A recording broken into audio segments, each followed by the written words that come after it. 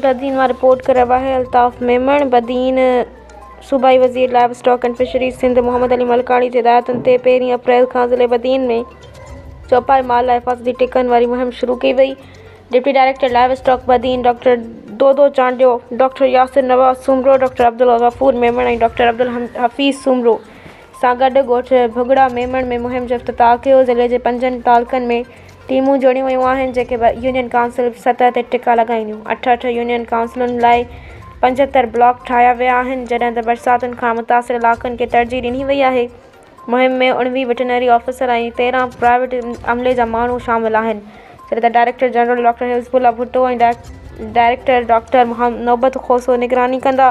Doctor दोदो चांडियो मालबंद खे appeal कई त टीम सां ताउन कनि। बरसाती मौसम में ढगनि ऐं मेहुनि में गाबो, गेठो ऐं रेडुनि बकरियुनि में रतावा, दस्त ऐं फिफड़ी जहिड़ियूं बीमारियूं पखिड़िजनि थियूं, जिन खां बचाव लाइ टिका ज़रूरु हणणा आहिनि।